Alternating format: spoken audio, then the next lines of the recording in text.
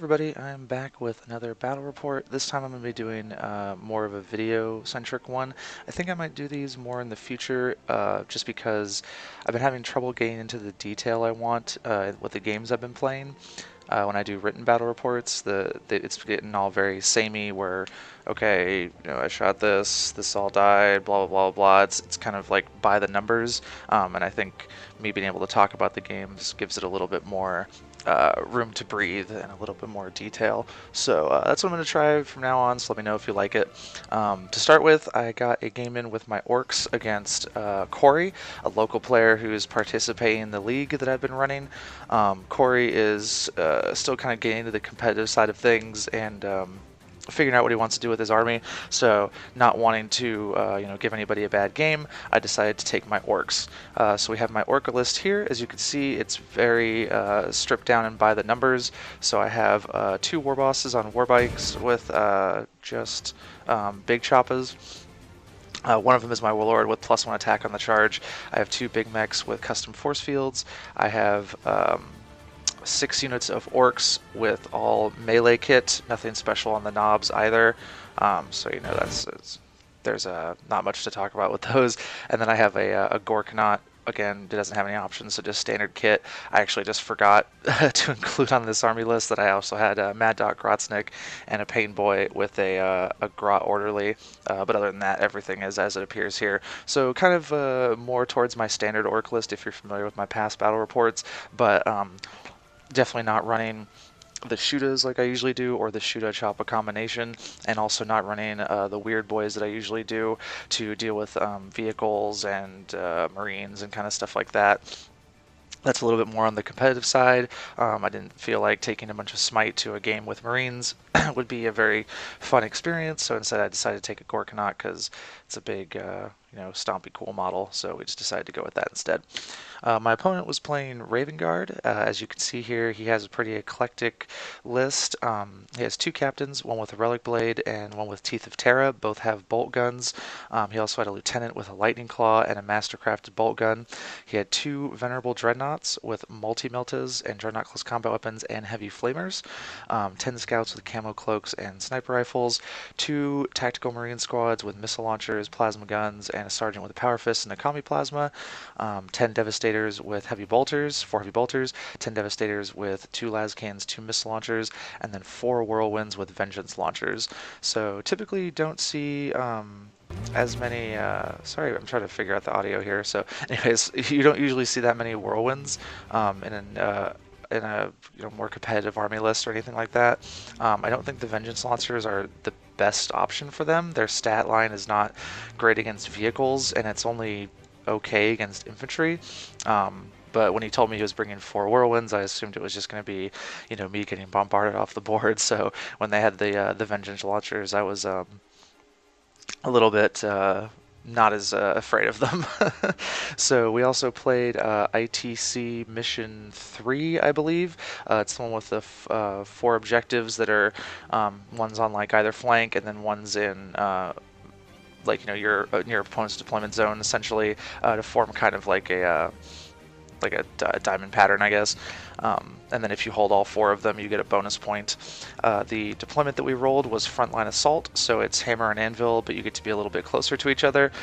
Generally, hammer and anvil is not good for Orcs in my opinion, but because I was playing against such a gun line centric army, I think that would help me out just a little bit, because there's less room for him to like spread out, which means there's less room for me to have to like go to kill one of his units and then make it to the next one, things like that. So it kind of has some pros and some cons. So we have some pictures here of deployment. You can see I'm just pretty much bunched up as much as I can be with all my different Orc units. I have a War Boss and a Big Mech and a Pain Boy on either side to make sure that everybody has the Feel No Pain and the 5+ invulnerable save to start the game with at least. And then I also have the Dreadnought, or the Gorkanaut, I'm sorry, very aggressively placed because I want to get him into the thick of things as quickly as I can. So, and then also on the left side, that's where like his 2 dreadnoughts are, which are my Gorkanaut's best targets. He has, some Devastators over there and stuff, so plenty of things for him to munch on. But by and large, it's just me crowding around to try to get as close as I can to, you know, everybody else. Alright, so over here we have the Ravenguard deployment. We have the Whirlwinds kind of hanging out in the back. The scouts with a lieutenant and a captain hanging out there. The other captain is in that building in the foreground where the two Whirlwinds are very close to. Sorry, this song is like crazy loud.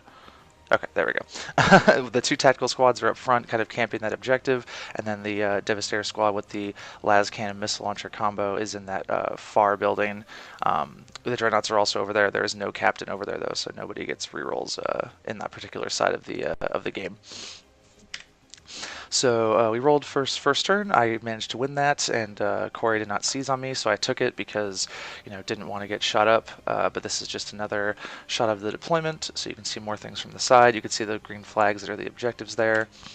And then this is just kind of an overview of, you know, where our armies are spatially to each other before everything gets kicked off here. And I have some guys, if you look in the bottom left in that building, just because I'm kind of running out of room to deploy all my guys so far forward. Oh no, I apologize. I did not go first in this game. Corey actually seized on me. That's right. Sorry, this was a few days ago, so I forget some of the details. So yeah, he seized on me. Didn't do a tremendous amount of damage. Didn't actually move any models in his entire army. Just kind of, you know, very gunline centric. Wanted to sit back and, you know, not really do anything. So he did manage to put 8 wounds on the Gorkanaut with the las cannons and the missile launchers. Didn't really roll many invulnerable saves, and he had a nice 6 damage roll, so that definitely got through there. You can also see in like that little pocket in the middle there that I've lost some of the purple orcs, but not too many of them. In general, a lot of his guns are out of range still, you know, I was making decent saves with them. The snipers tried to focus on one of the big mechs on a bike, but because his toughness 5, they didn't end up doing anything to him, which was good for me, so I don't have to worry about you know, having my characters go down early, although I do have 2 pain boys to heal them up, even if that did happen. So moving to my turn, a lot more movement as you might expect. The Gorkanaut advances up, so because I just wanted to get him into combat as quickly as possible. His guns are not really his main selling point. I kind of zoom a war boss around there to hide in that building. I also want to use him to maybe like finish off a dreadnought or to, you know, tie something up, something like that. But I also mostly just want to keep him alive so that I can advance and charge with my orcs. All the orcs run. I have pistols on everybody, so there's no point in doing anything else. Kind of surging forward on the right and the left, trying to hope to be in the middle, and, you know, get through to the units that are really punishing me, which is mostly like the heavy bolter devastators and the tactical marines, which are up front, luckily. This is Corey's turn too. First 2 turns went by very quickly because, you know, obviously I've just moved and he didn't do any moving and just shot. So this is him moving up a little bit. He's kind of moving the tactical marines to act as a screen for everything else, so that I'm going to have to break myself against them, which is fine with me because, you know, that's one of the things I want to kill anyways. And the dreadnoughts are just kind of still hiding out in the building there. Want to make sure that they don't, you know, get shot up or can act as a counterpunch or, you know, something like that. The Dreadnoughts did finally poke out this turn as my Gorkanauts gain a little bit closer. I believe they were finally in multi-melta range. And then you can see that the Tactical Marines have spread out a little bit there. Nothing else is really moving though. And this is just another shot, so you can get kind of an idea of what the game board's looking like. Apparently I caught him rolling a dice on the right there, which looks kind of cool. Alright, and I believe this is post-shooting. My Gorkanaut takes another 6 wounds this turn, so he's, you know, barely hanging on. I did manage to repair him for 1 wound on my turn, but, you know, that's not really that much in the long run. My purple unit has also been taking all of the shooting, so there's not that many of them left. This is kind of the same... I mean, I'll call it a mistake, but it's debatable that I see a lot of people make against orcs where they just focus on 1 unit. What you really want to do is kind of thin all the units out so that you can get morale into play later, and you can also start stripping like that +1 attack off for them having 20 or more models in the unit. So that's just kind of a good idea. But focusing them down kind of has its own pros and ways as well. So that's the strategy he decided to go with. As you can see, I have very few models from that unit left, but all my other units are, doing just fine. So the big guns are going into the Gorkanaut, and everything else is going into the purple orcs. Much as you would expect. But I still haven't lost that many guys, which is pretty good. I'm probably going to be able to try to get some charges off in my coming turn. And I think once that happens, the Space Marines are going to have a bit more of a fight on their hand with the anti-tank missiles on the whirlwinds and things like that. Corey was just having trouble doing, as much damage as he really needed to my horde before it, makes contact with them. All right, this is my turn too. So I've moved up a little bit, moved up with the Gorkanaut, but not advanced. Advanced with everything else because everybody's in range of a war boss, to get an advance and charge, which is all I want to be doing at this point.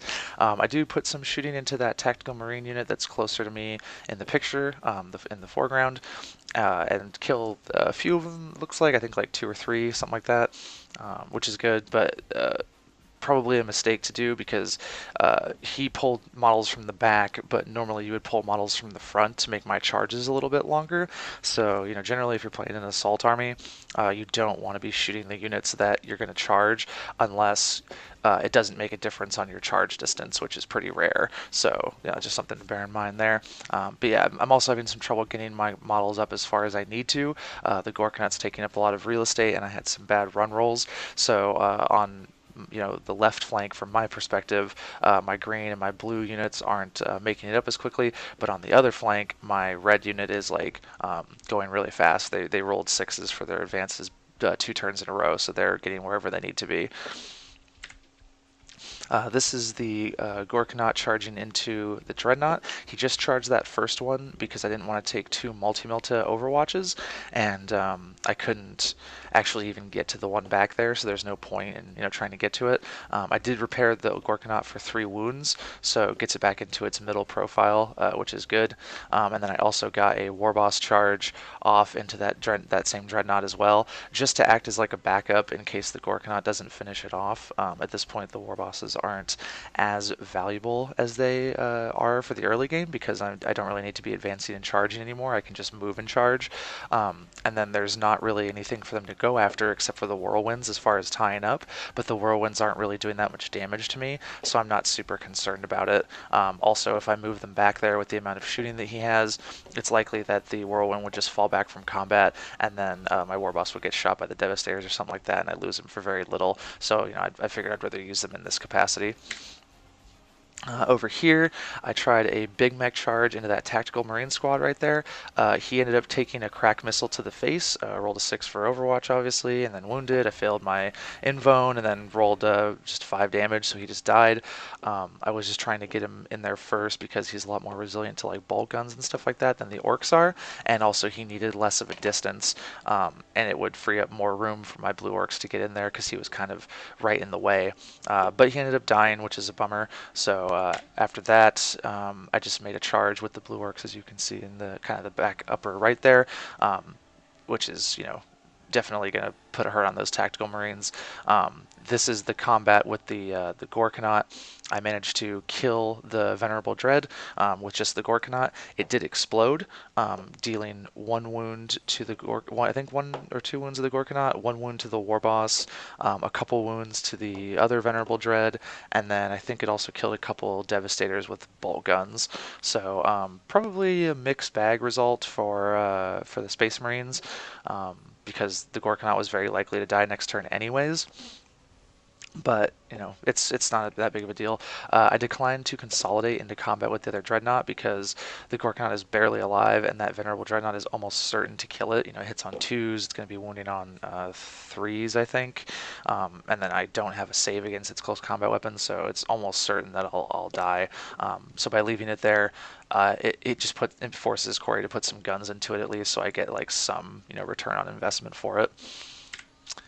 This is more of an overview of the combat in the middle, so I didn't take as many pictures as I should have of this, but the blue unit basically contacted that foreground tactical marine squad, and then the red unit, the purple unit, and the big mech contacted the other tactical marine squad.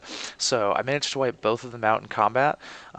Just had an overwhelming amount of attacks. The blue and the red units still had 20 or more models, so each orc was putting out 4 attacks, 2 for being an orc, 1 for having a choppa, and then 1 for having 20 or more models in the unit. So with that weight of dice, I just crushed those units, with just raw attacks, and then was able to consolidate forward a little bit. So I'm now in control of that objective that was formerly Corey's, which means that he's not going to be scoring the hold an objective on his turn anymore. At least for the foreseeable future, and I'm going to be probably scoring hold more objectives. I already was, because since we're playing frontline assault, we each have 1 in our deployment zone, and then the other 2 are kind of on the long table edges, which I'm just passing by as I'm trying to get into his army. So I actually would be able to control all 4 if I wanted to. I didn't quite have the distance this turn, but I am in control of 3 of them, so I'm doing very well on the actual mission itself. My big mech did take a wound from Overwatch, I believe, but he's still alive, didn't take a crack missile to the face like the other one did. I actually charge with the red unit first, just because they're so healthy, rather than risk my character or anything like that. Which maybe I should have done the other side, but it's pretty unlikely that a crack missile would kill a character. So I think it's a good risk to take. But yeah, I'm definitely encroaching in Corey's deployment zone now. At the top of the picture, you can see those red orcs. They are actually wobbly model ruled up onto into combat with the Devastators with heavy bolters. So what I did was I charged the tactical marine unit, and then spread out my guys, made sure I had plenty of models in contact with the tactical marines, but also kind of daisy chained over there, and then use my consolidation to move up the building and get them in combat. So I can't actually swing at them, but I have them in combat, and that's exactly where I want them. So if you're playing kind of a melee army, that's a very important thing to be able to do, is use consolidation and pile in to contact shooting units that you couldn't normally reach, or don't want to charge because they have good overwatch or something like that.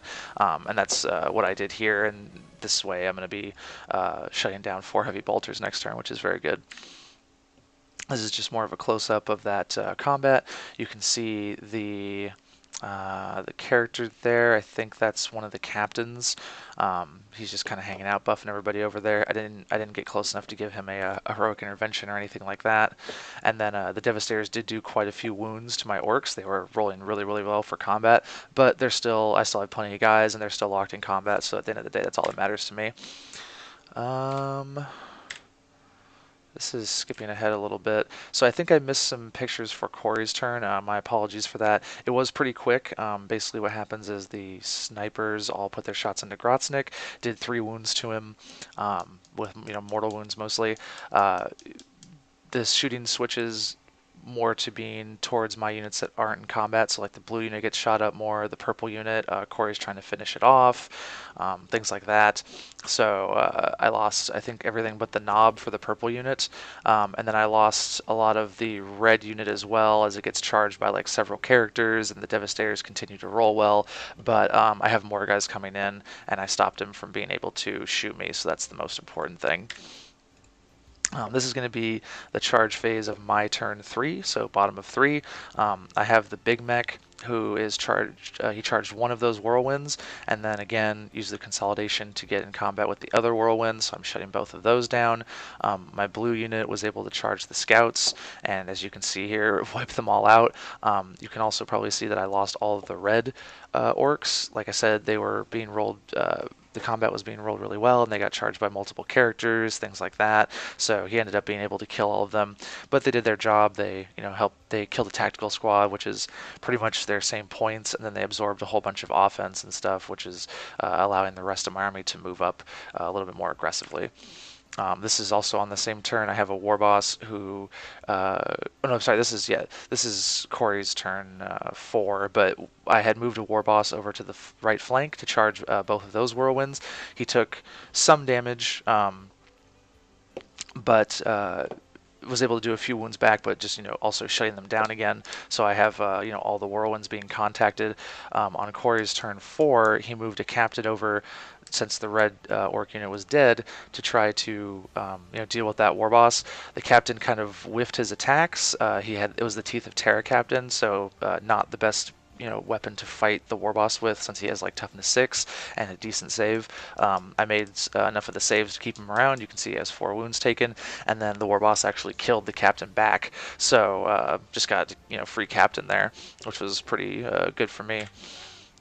And then this is just the combat in the middle. You can see there's a couple characters that Corey has moved in there, and he also has moved his whirlwinds out of combat, just so I have to at least charge them again to Overwatch. He spread them out per my suggestion so that the Big Mech couldn't charge both of them again. Originally they were very close to each other, so I was like, hey, if they're moving back, they're not going to shoot anyways. You might as well spread them out very far so that I can't charge both of them with one model. So that's why they're like that. If you're going to fall back from combat with vehicles, you want to make sure that it's not possible for your opponent to keep charging just one and then contacting more than one. So use their good movement speed. None of these have been damaged at all because I don't really have much that can hurt them. I'm kind of just swarming over his infantry, and then after that I'll eventually just wear down the tanks is the hope, with just raw dice. This is my turn 4, so as you can see here, that pile in the back is my dead pile, but I'm Congo lining the Ard Boys unit to hold 2 objectives. I don't have that objective at the top of the screen there. The pink guys can't hold it just yet, but next turn I could probably move a Pain Boy or something like that over to just hold it for the rest of the game, because they're not really doing that much. Their Power Claw would be useful with hurting the vehicles, but mostly I'm just worried about keeping an objective lead, which I've been doing a good job of this game. Every turn I've been destroying a unit, every turn I've been destroying more units than Corey, every turn I've held an objective, and every turn I've been able to hold more objectives than Corey. So I've amassed a pretty big lead, but I just want to make sure that I continue to hold on to that. And then this is actually, I believe this is the last photo, but yeah, so this is my turn 4. The green unit gets into the Devastators. They had previously killed the Venerable Dreadnought. Probably shouldn't have killed it, but Corey was rolling really bad armor saves for it, so I was able to chew through that and then get into these Devastators, which I've been shooting for the majority of the game too, just like slowly plinking a couple of them off here and there. But I got into them and then managed to wipe them all out. You can see in the background the Big Mech got into one of the whirlwinds again. The blue orcs were fighting a lieutenant and a captain. They managed to kill both of them as well, so now I've gotten all of Corey's characters down. And then I also have that pink unit in combat with the Devastators, and then I'm wearing them down as well. So basically at this point, Corey decided to concede the game. All he has left is the 4 whirlwinds, one of which is damaged, and a Devastator squad, which I believe I killed down to just a few models. I have the blue orc unit, which is about half strength, the green orc unit, which is about a third strength, the Ard Boys, which are at full strength, the pink unit is at about half strength. I have a war boss left with 2 wounds on him, or 2 wounds remaining, and a Big Mech with 1 wound taken, as well as Grotznik and the Pain Boys kind of moving forward to help open up the tanks or something like that. So as we kind of talked about, I'm just going to be able to make such a big ring of bodies around the tanks that they actually can't escape me, and then I'll prevent them from being able to ever fall back. Because they won't have room to move, and then his army will have 0 offensive output. I'm just going to keep scoring on objectives and things like that, and then the game is just going to be what it is. So we decided to call it there. I don't remember the exact score, but like I said, I had a pretty big main scenario lead. My secondaries were Big Game Hunter because of the 4 tanks. I didn't actually score any of that before the game ended, but per the ITC rules, I'm considered to have scored full points for it because I had time to blow up the tanks, and probably would have killed at least 2 or 3 of them. I got 3 out of 4 points for Headhunter because I killed his 3 characters, and then I got 4 out of 4 points for the Reaper because I killed his 4 10-man units. Corey's objectives were the Reaper, which he got 2 of, so 2 30-man units, so he got full points for that. He also took Headhunter and killed 1 character, so he got 1 point for that. And then he he got 2 points for that. He killed a war boss and a big mech. And then I don't remember what his other one was. I think it was Death by 1,000 Cuts or something like that. Yeah, something like that. So he didn't get anything for whatever that last one was because my army didn't really have anything else for him to get, and then his army is a gun line, so not very good at recon or anything like that. So it was a pretty fun game, just casual dice throwing kind of game. Um, if I had to, we talked about the game a lot afterwards because, like I said, Corey is kind of returning to the game from second, third edition, definitely an older school player, and is trying to get better. He's been experimenting with a lot of different chapter tactics, a lot of different models, things like that. So I told him a couple things, which I'll just repeat here. Basically, I don't think the whirlwinds with the anti-vehicle quote unquote missiles are very good. Strength 7 is not the best for anti-vehicle, especially when it's not paired with a very great AP or damage characteristic. And then a low amount of random shots is also not super great. So I told him, probably better off if you're going to keep these, replace them with like a Helios or the 2d6 missile launchers or missile variant, and then you can swap your heavy bolter devastators to being like missile launchers or something, so you have a little bit more tank focus, but you can still deal with hordes. I told him that I thought having an ancient would be really good. If you're playing Space Marines and you're playing any kind of gun line, having the trio of captain, lieutenant, ancient is almost required, because then you're rerolling ones for everything, and when your guys die on a 4+ or a 3+, if you take the banner, which you probably should because it's the best relic Space Marines have and one of the best relics in the game, they get back up and they get to do act one more time or something like that, which when you have a lot of devastators and stuff can definitely do serious damage. I didn't like this list a ton for being Ravenguard.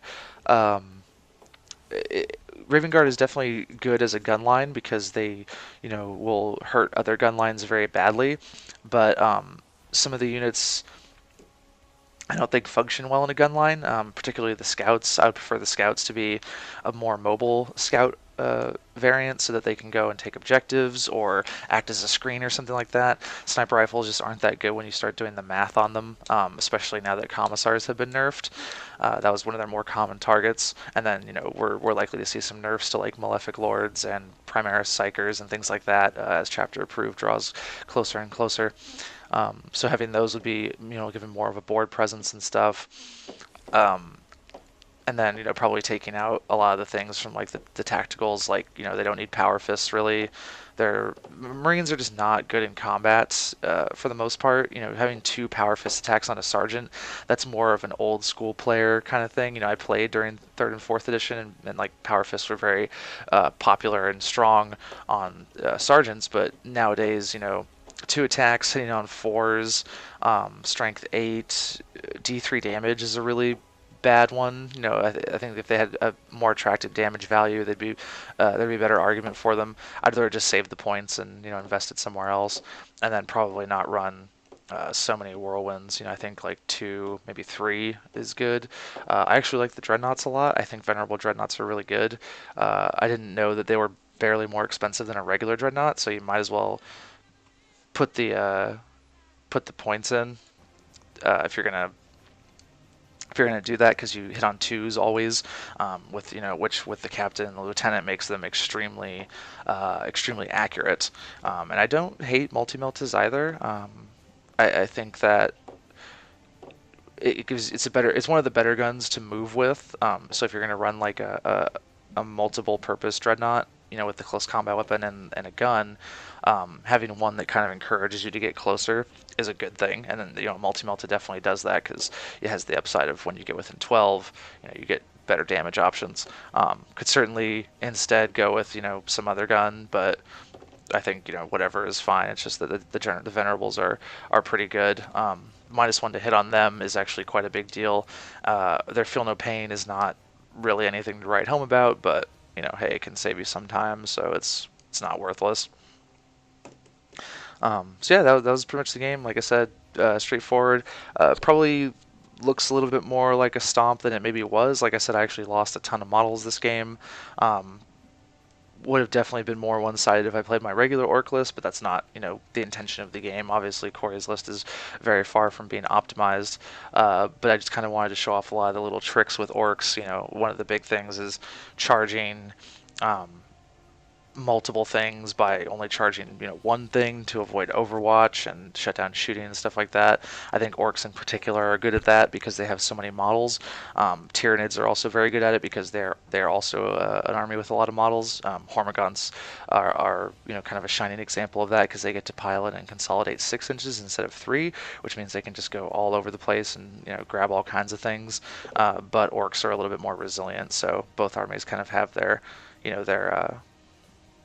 pros and cons with that, but that's definitely a tactic that any army can make use of. I've had it done against me when people are playing Marines and stuff. It's just the combat, the charge, and the fight phase are two things that definitely reward you knowing how the little tricks in the game work and how to kind of get the most out of them.